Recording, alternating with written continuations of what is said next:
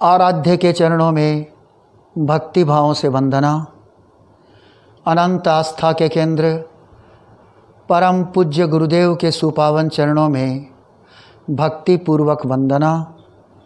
सभी चारित्रात्माओं के चरणों में सभक्ति वंदन।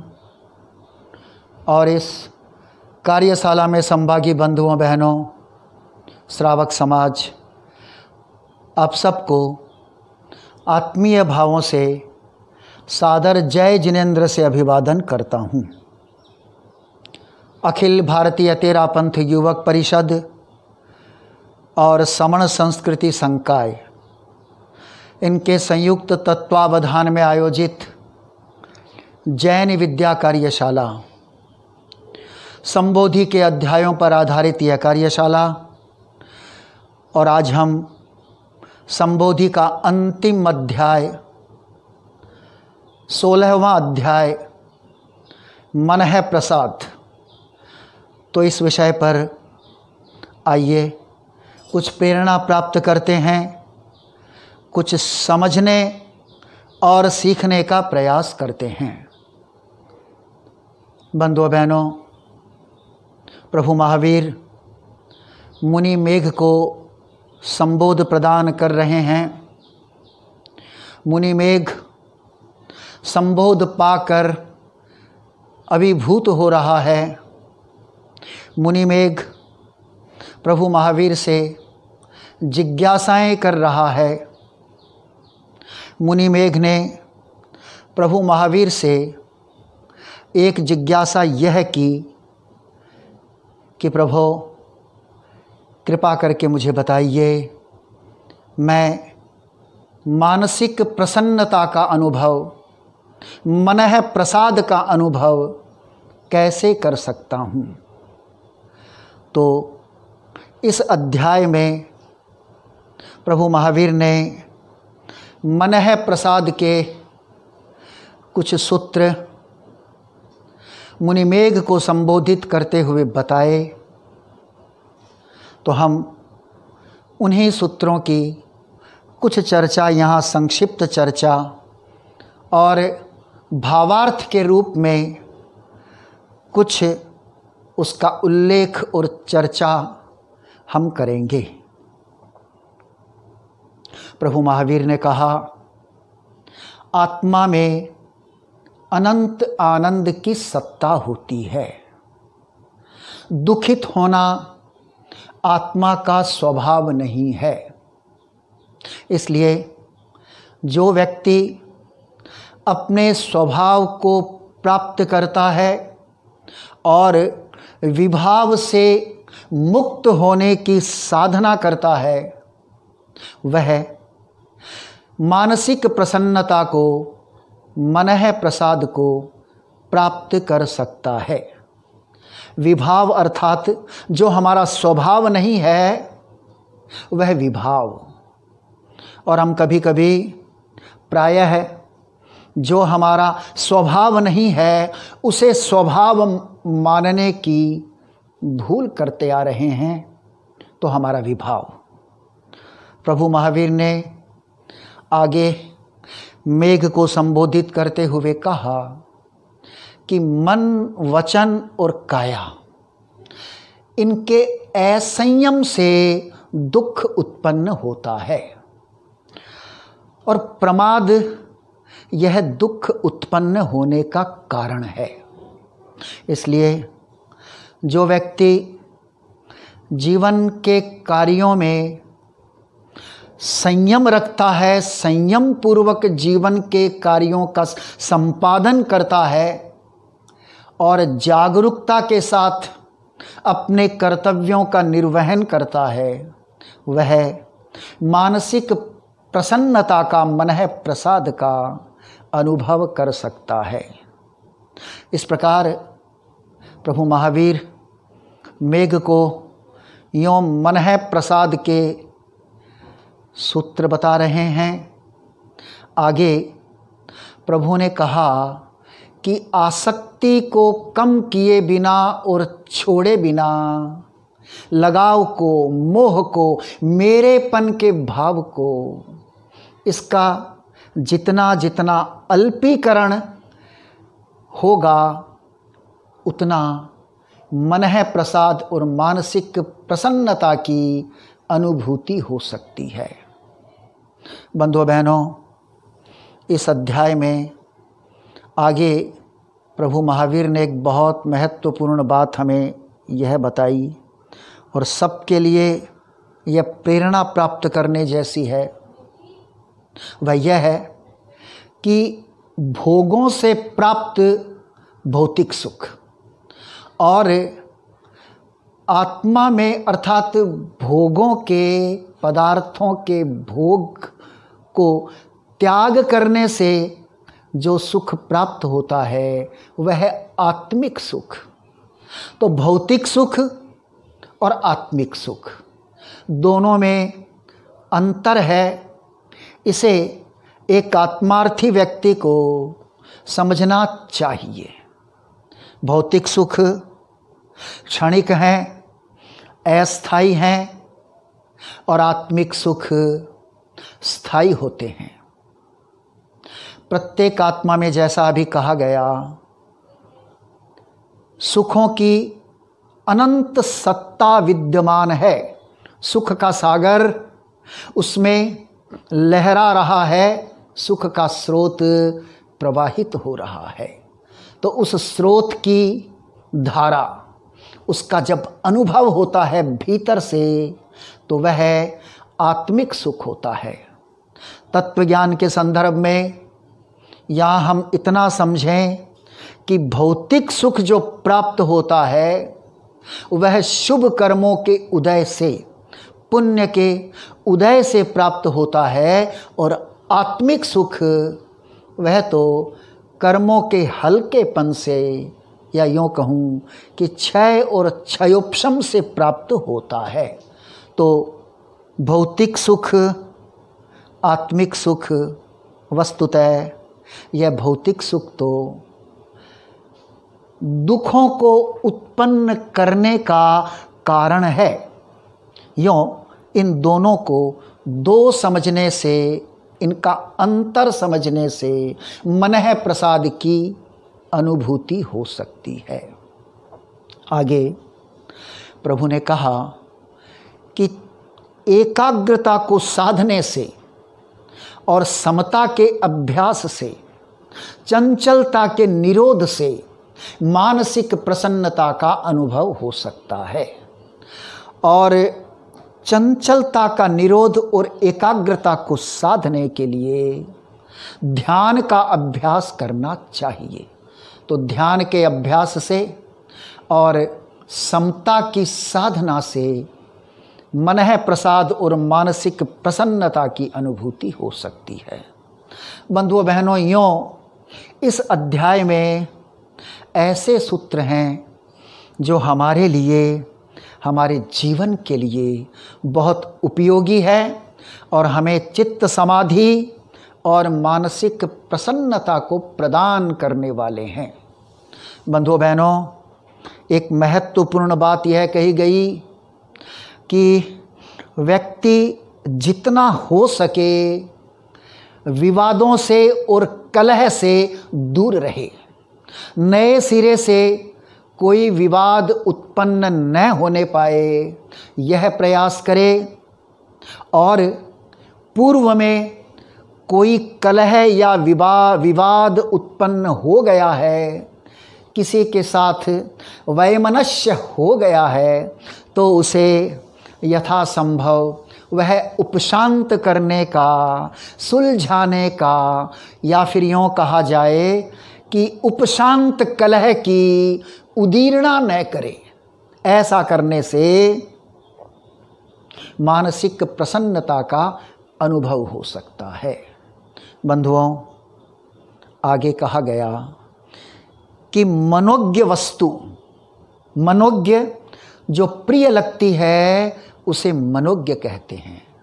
तो मनोज्ञ वस्तु के वियोग से और अमनोज्ञ वस्तु के संयोग से, तो यों संयोग और वियोग ऐसी परिस्थिति में यूँ कहा जाए कि अनुकूलता और प्रतिकूलता, इन दोनों परिस्थितियों में जो मध्यस्थ भाव रखता है तो या वह तटस्थ भाव रखता है, साम्य भाव रखता है, तो मानसिक प्रसन्नता का अनुभव कर सकता है।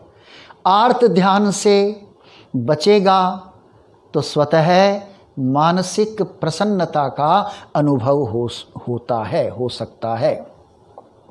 बंधुओं बहनों, सार की बात इतनी है कि जीवन में जितना जितना राग और द्वेष कम होता है, फिर उतना उतना मनः प्रसाद, चित्त समाधि और भीतर का सुख वह उत्पन्न होता है, उसका प्रादुर्भाव होता है।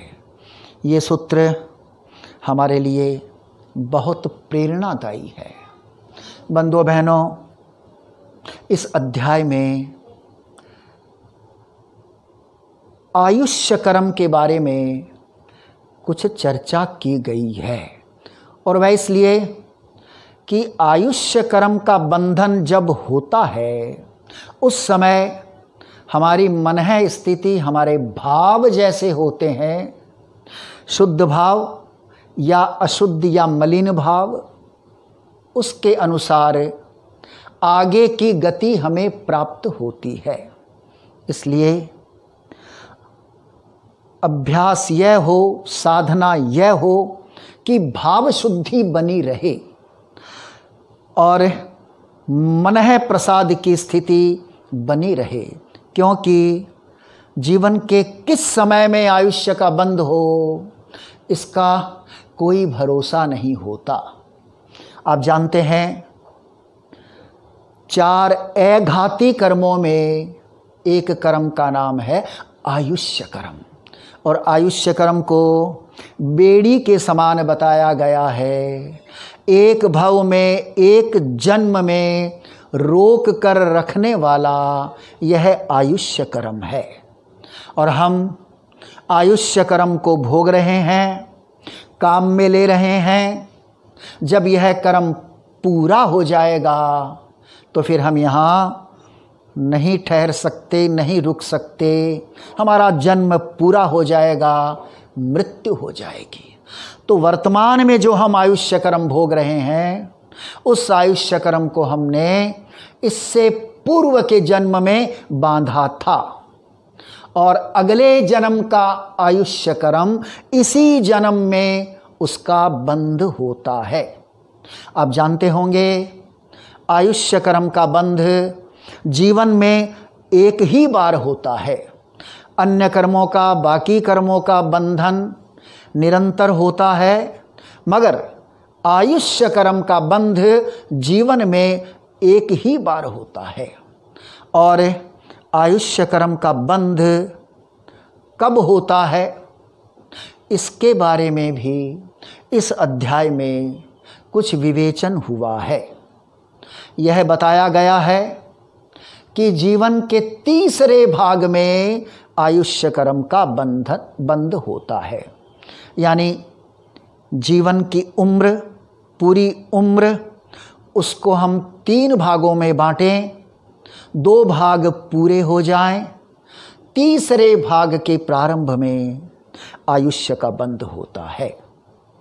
और उस समय हमारे भाव जैसे रहते हैं, जैसा मैंने अभी कहा, उसके अनुसार हमें आगे की गति मिलती है।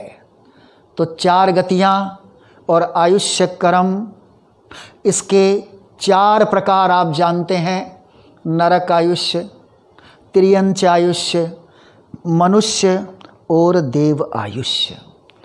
और मैंने इससे पहले प्रसंगवश कहा था कि इन चारों में सामान्यतः नरक और तिर्यंच, ये 2 गतियाँ, ये अप्रशस्त गति है, और मनुष्य और देव गति ये प्रशस्त गति है। तो आयुष्य कर्म का बंध कब होता है उसके बारे में मैंने कहा, और उस समय तीसरे भाग में अगर नहीं हो यहाँ इस बात को जरा समझना। तीसरे भाग में भी अगर नहीं हो, होना अनिवार्य नहीं है। अगर उस समय नहीं हो तो फिर जो तीसरा भाग है उसके तीसरे भाग में आयुष्य कर्म का बंध होगा। और उसमें भी अगर नहीं हो, यहाँ भी अनिवार्यता नहीं है, उसमें भी अगर नहीं हो तो जो वह तीसरा भाग बचा है उसके तीसरे भाग में आयुष्य कर्म का बंध होगा। मगर मृत्यु से पहले आयुष्य कर्म का बंध, यानी मृत्यु के पहले के अंतिम अंतर मुहूर्त में आयुष्य कर्म का बंध तो होगा ही होगा।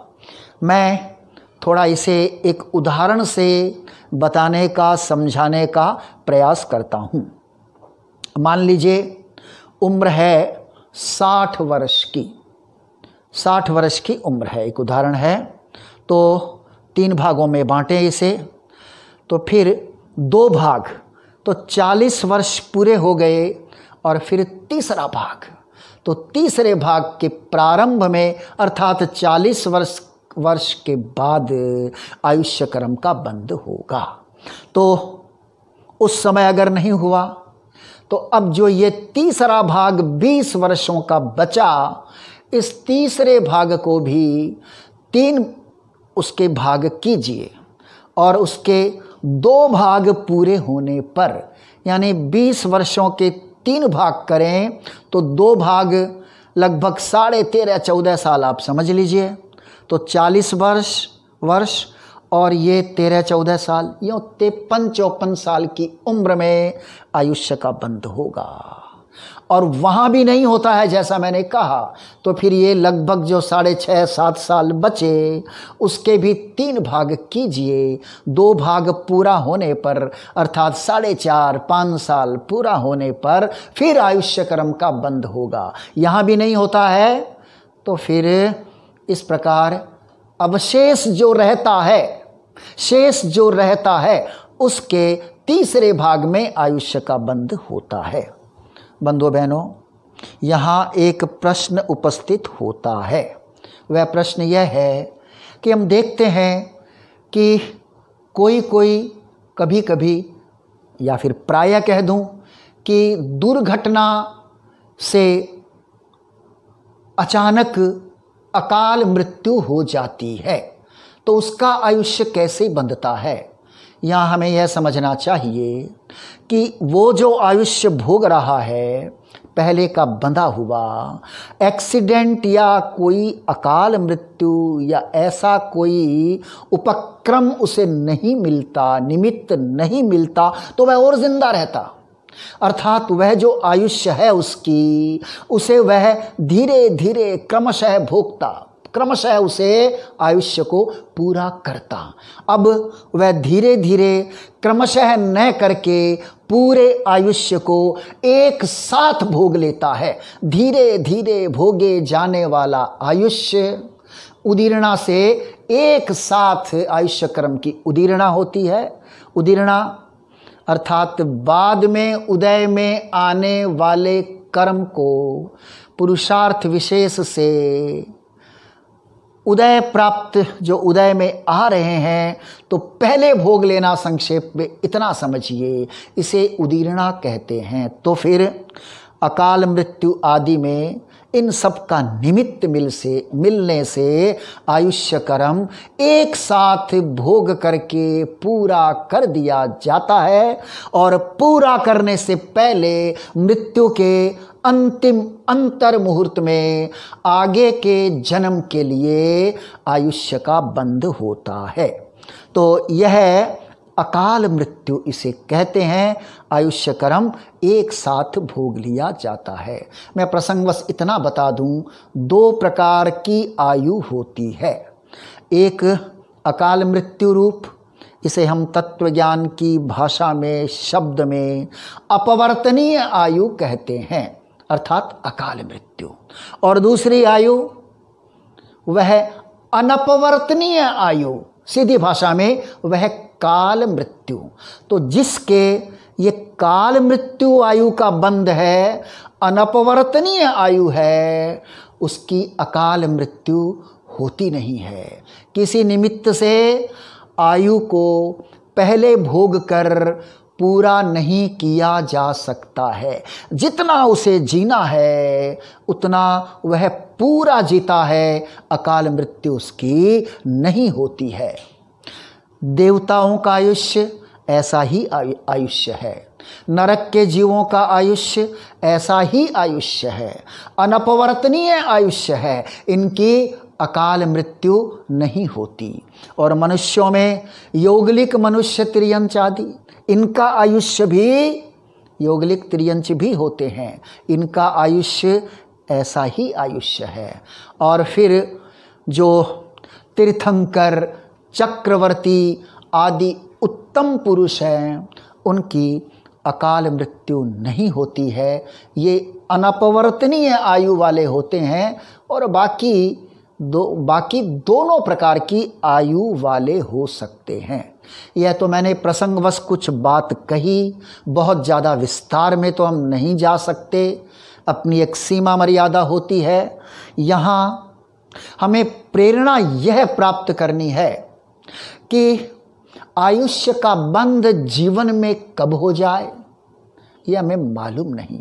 कब कोई ऐसा निमित्त मिले दुर्घटना आदि का, तो फिर उस समय आयुष्य का बंध हो। तो आयुष्य का बंध जब भी हो उस समय हमारी भावधारा अगर शुद्ध है तो फिर हमें ऊंची गति, अच्छी गति, प्रशस्त गति की प्राप्ति होगी, प्रशस्त आयु का बंध होगा। इसलिए हमें हर समय यथासंभव हो सके तो मलिन विचारों से, मलिन भावों से दूर रहने का प्रयास करना चाहिए। बंधुओं बहनों,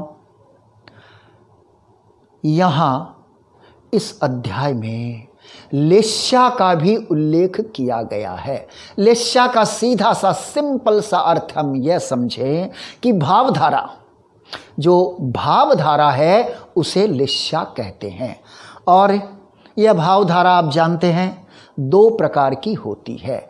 एक तो अच्छी भावधारा, शुभ भावधारा, प्रशस्त भावधारा, और दूसरी वह अप्रशस्त, अशुभ भावधारा।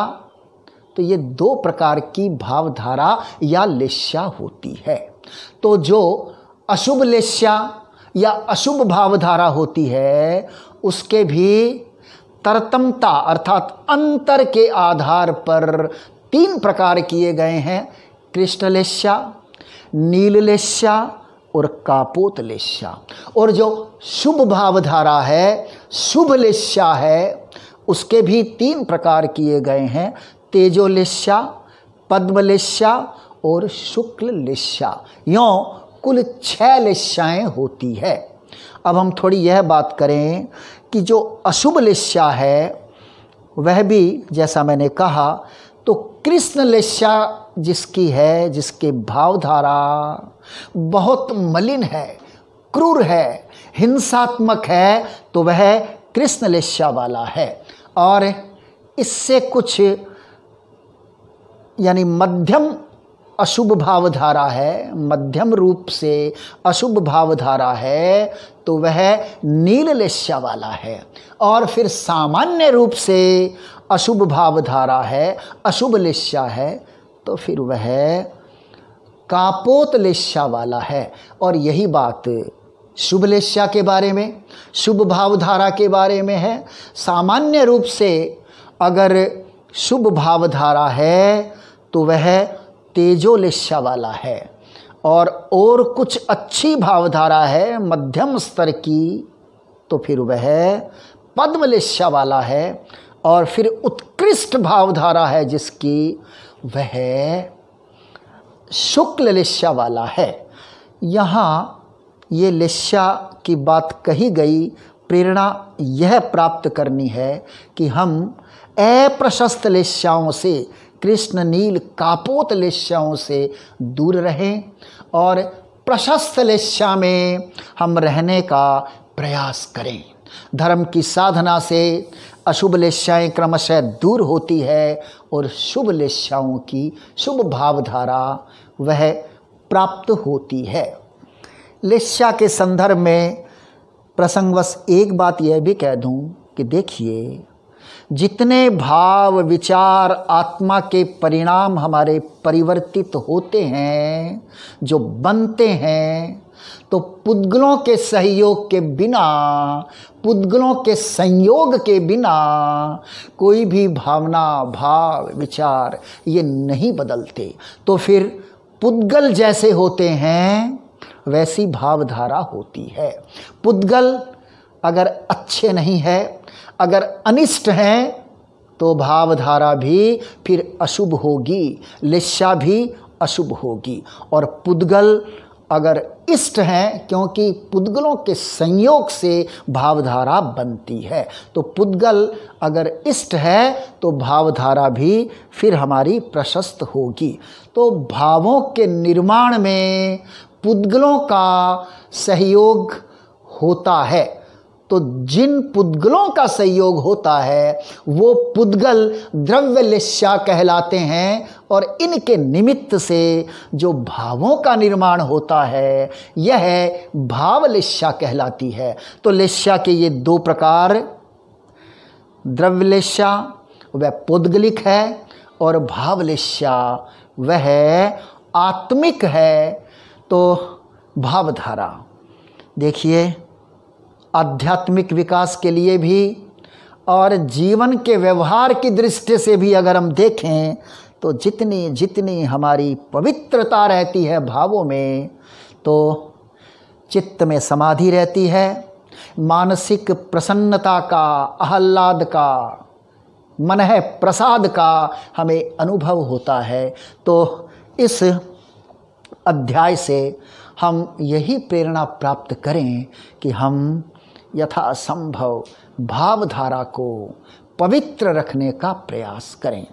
बंधुओं बहनों, यों मुनि मेघ प्रभु महावीर से संबोध पाकर धन्यता का अनुभव कर रहे हैं और प्रभु से निवेदन कर रहे हैं, प्रभु आप परम उपकारी हैं, आपने मुझे संयम में स्थिर किया, संयम में स्थित किया।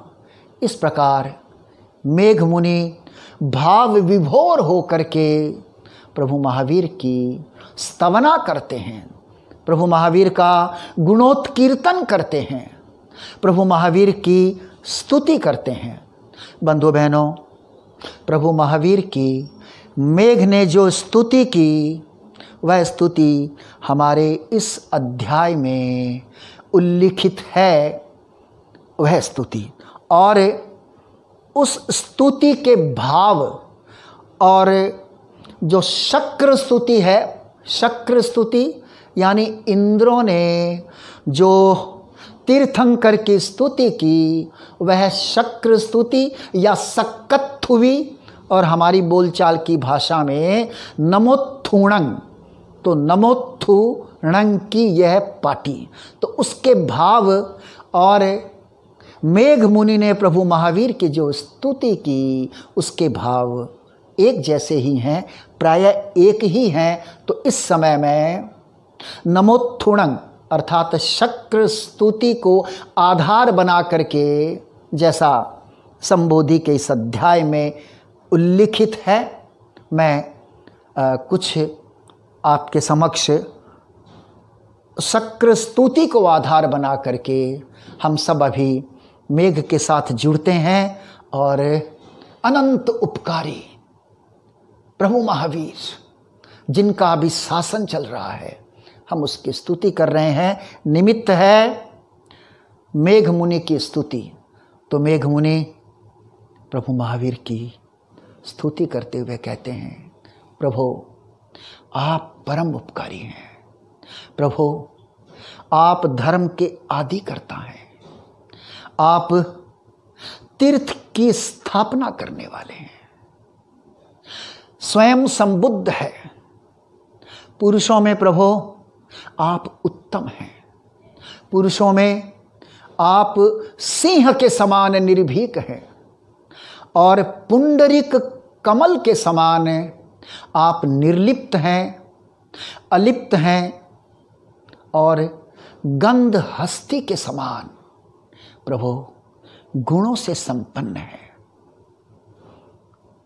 प्रभु आप लोक में उत्तम है, आप लोक के नाथ हैं, लोक के हितकारी हैं, लोक में प्रदीप के समान हैं, लोक में प्रकाश करने वाले हैं। अभय दयानंद प्रभु आप अभय के प्रदाता हैं, आप ज्ञान चक्षु को देने वाले हैं, प्रदाता हैं, धर्म का मार्ग बताने वाले हैं, मग्ग दयानंद शरण देने वाले हैं, शरण दयानंद दयानंद संयम देने वाले हैं, बोधि देने वाले हैं, धर्म प्रदान करने वाले हैं, धर्म के प्रदाता हैं और धर्म के उपदेशक हैं, धर्म देशयानंद, धर्म नायगानंद धर्म के नायक हैं, धर्म रथ के सारथी हैं। धम्मवर चौरंत चक्कवट्टिणम दीवो ताणंग शरण गई पैठा अपड्डी हयवर नाण दंसन धराणंग बियठ छौमाणंग। प्रभु आप धर्म में प्रधान हैं, चार गति का नाश करने वाले हैं, धर्म के चक्रवर्ती हैं, प्राणियों के लिए द्वीप हैं, त्राण है, शरण है, गति है, प्रतिष्ठा है। प्रभु आप अप्रतिहत अर्थात श्रेष्ठ अपड्डी हैवर श्रेष्ठ ज्ञान और दर्शन के धारक हैं। प्रभु आप छद्म कर्मों का, घाती कर्मों का नाश करने वाले हैं।